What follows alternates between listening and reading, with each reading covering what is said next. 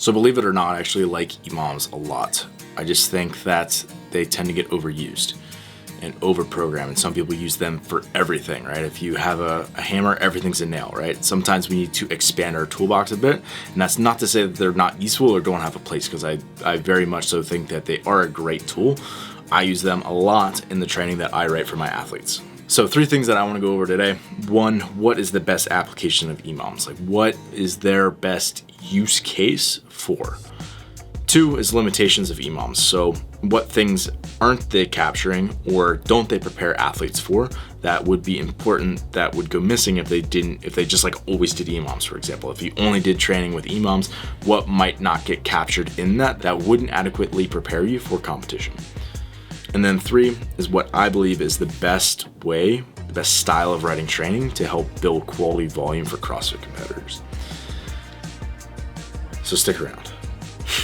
So first, what is the best application of EMOMs? I would say one of the great things is that it really does allow you to accumulate a lot of good work, right? So if you're just looking to get quality reps in whatever the thing is, and you know how long, 5 ring muscle ups is gonna take you, and that you know that you're gonna be able to do it if you're on a set rest clock, that's a great application, right? It allows you to say, okay, I got these 4 different exercises. I'm gonna put each of them on their own minute. I'm gonna make sure that the rest is probably at least 20, 30 seconds or whatever, right? Depending on the power output of the movements. And it allows you to start to construct appropriate work rest ratios for people or for yourself if you're writing it. So it's really good in the fact that it allows you to extend out the amount of work that you're doing, which is a necessary thing, right? At a certain point, you can only can do continuous work for so long, right? You have to be able to, as a competitor, be able to intelligently, and especially as writing designs, you have to be able to intelligently inject rest into pieces so that you get the stimulus that you're looking for out of the entire thing. And a big part of what allows people to get better at the movements in CrossFit is just practice, accumulating quality reps. And if you do them tired all the time because you're just throwing them into a Metcon, that's not the best way to do it, right? People know that intuitively. It's like if you're doing sloppy reps, it's gonna translate to you competing and doing sloppy reps, right? So it's doing something as simple as controlling the work rest, like using an EMOM, is a great way to make sure that you are able to do quality reps when you're actually doing the reps. What are the limitations of EMOMs? Well, sometimes I would say people don't actually know the work rest, right? If you are doing 7 ring muscle ups and you're doing that combined with 2 other movements and you're making it a 3-minute rotating EMOM, you do it for 21 minutes, you might not know on that 5th set if you're gonna be able to do it unbroken, or if it's gonna bleed out to the 45-second mark of that minute, or it might feel great and you might do it unbroken the whole time. So in that sense, you actually don't know the work rest. So unless you're someone who's highly proficient in the movements, you're actually not gonna know what the work rest is. You might have an idea or a rough projection of what it might be, but you're not gonna actually know. One simple solution to that would just be like, okay, I'm gonna do 30 seconds of work each minute. And again, if they're depending what the power output of those movements, that could be appropriate. Maybe back it off, it's like ring muscle ups and Burpee box jump overs, you're doing it at a fast cadence, maybe it's 20 seconds on, 40 seconds of rest, right? Something like that where you can still use the EMOM format, but it's more of a time priority versus a work priority. That'd be another way that you can kind of treat it a little bit differently. But the other thing that's really important that the EMOMs are missing that wouldn't be captured in that is the idea that transitions are a part of the sport. So what people in other sports, for example, triathlon, it's got 3 disciplines, it's got 2 transitions in it. So you're going from swim to bike and bike to run. Those transitions get timed and they get captured, and that's something that's a metric that people look to improve. Transitions in CrossFit workouts, people often overlook or use it as an opportunity to build in more rest time, or as a chalk break or other things, right? And it's like, people need to understand that the transitions are a critically important skill to be developed for the CrossFit athlete. Because especially like so many workouts have so many transitions that it's a very, very important thing that people need to pay attention to, and they need to practice it and to be diligent about it and be aware of it. And you don't get that in EMOMs. Not really, right? Unless you're writing them at a very high effort, or using something that is a little bit more time-based where it's kind of spilling into the next minute.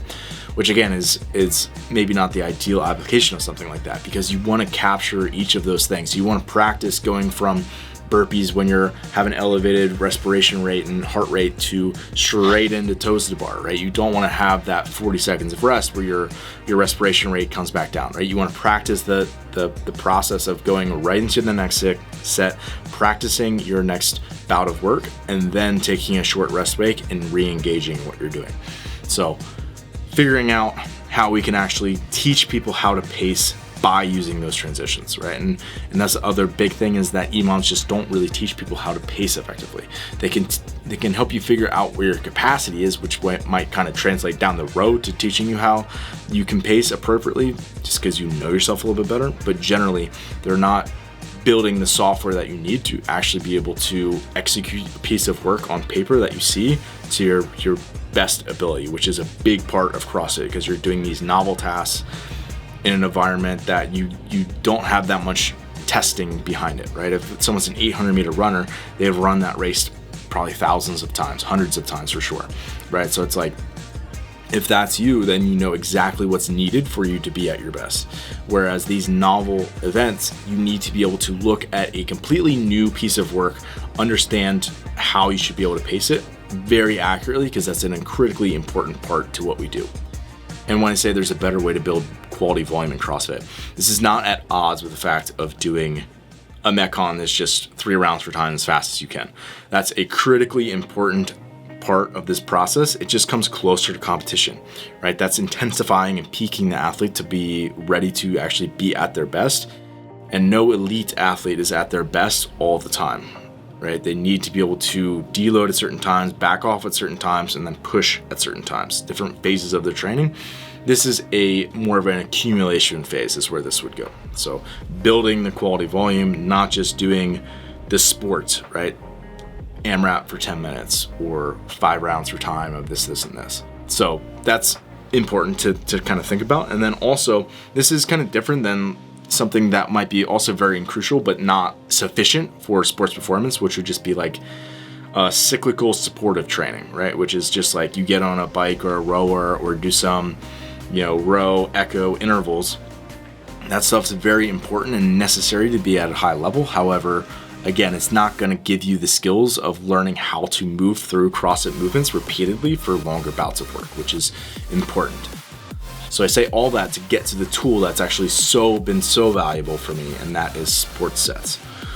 Sports sets is just as it sounds, right? You're doing multiple sets, bouts of work of sports movements. So sport movement examples would be burpees and toe to bar and barbell cycling snatches and double unders and rope climbs and all of the sport movements in CrossFit. So you take all those things and you basically can put them into time priority or work priority scenarios and have the athlete do it repeatedly over a longer, more extended bout of time, and you're doing it at either a highly repeatable pace or prescribed effort that's below maximal. So that's what's going to be necessary to actually drive up the amount of work that someone can do. So I'm going to give you 2 real examples from athletes training, one work priority, one time priority, and that way you can actually see this, and I'll list it out below if people are listening. So the time priority example, again, this would just be an AMRAP is what I mean by time priority. So 12 to 15 sets of a 2-minute AMRAP, and this is going to be executed at the highest repeatable pace. And then basically it's 2 minutes on, 2 minutes off, and on the off, you're going to be riding the air bike at a recovery pace. So basically resting on the bike. Again, you're looking at 2 minutes on, 2 minutes off, 4 minutes times 12 to 15 sets. You're looking at up to an hour of work here. So a long time to be working, a long time to be breathing, and a long time to just be able to continue to figure out how to move efficiently through the movements, which is very important. So just illustrating this is for a higher level athlete that I wrote this for. The 2-minute AMRAP, again, this is supposed to be completed at the highest repeatable pace. So I want scores that are very even across the board. So they're going to start at a lower RPE and kind of work their way up as they obviously get deeper into it. The 2-minute AMRAP is 9 calorie echo, 6 kettlebell front rack lunges at 35 a hand. This is a male athlete, so a little bit lighter on the weight, 30 double unders, and 4 ring muscle ups. So a lot of quality work being accomplished there. And again, obviously you have to build the athletes up to this point. I would never start with 12 to 15 sets for somebody. This was sort of the the latter part of I want to call it an 8 to 12 week cycle, somewhere in there, right? So they're seeing this every week, and the movements in it change, the sets change, the structure stays relatively the same, and it's just getting extended out over a period of time. So they're built up to this point. So that's our time priority example, or work priority example. In this case, we're doing 3 sets at 70 to 80%. Again, looking for repeatable times with climbing effort. That's sort of what I'm putting in like the notes for the athlete. So yeah, 3 sets of everything I'm gonna be saying. So 3 rounds of 12 cal ski, 6 dumbbell box step ups, rest 2 minutes. 3 rounds, 25-foot dual dumbbell hang lunge with 35s. Again, this is a male athlete, 12 calorie row. Rest 2 minutes. 3 rounds, 6 calorie air bike, 6 bar facing burpee, 6 dumbbell snatch, rest 3 minutes. So you did that, that was 1 set. So 3 rounds, rest 2, 3 rounds, rest 2, 3 rounds. You do that 3 total times. So a lot of work being accomplished. Again, it's gonna be somewhere in the neighborhood of probably 45 to 55 minutes to get through that for the athlete I wrote it for. So again, just a long time to be just kind of moving through a piece of work, which is again necessary in this phase of training for that athlete. So in my opinion, that is one of the best ways, one of the best tools that I found. And if you don't know where to start, basically just kind of pick 3 movements. I would probably say MGW. So pick a cyclical activity that someone you could just go for. For example, in each of these, in that last example you saw, the one was ski, the one was row, the one was air bike. So just continuing to move through. Then you can pick a weightlifting example. So lunges, dumbbell snatches, and box step ups. And then add in a body weight example. So bar facing burpees, toe to bar, that sort of thing, right? So pick one of those 3, put it into repeatable amounts of work, or something that you're not gonna have to break it up. Pick complementary movements, meaning that you're not gonna have to have a lot of muscle fatigue from one going to the next. So don't pick, GHD sit-ups and toe to bar, right? Those are gonna obviously use the exact same musculature and make you really tired, and you're not gonna be able to just continue to move through those. The idea being able that you just keep moving through the work. So if you do that, put in enough rest that you're able to repeat the work that you're doing, keep the bouts of work relatively small, and then extend out the amount of time that you're doing it. It's a good recipe to start building yourself up. So if you found this helpful, I actually have a whole playlist on programming explained, I think is what I call it, right? So basically going through different styles of programming, the way I write them for my clients, and how I actually use those in the training that I write for my athletes. So if you're interested, be sure to check it out.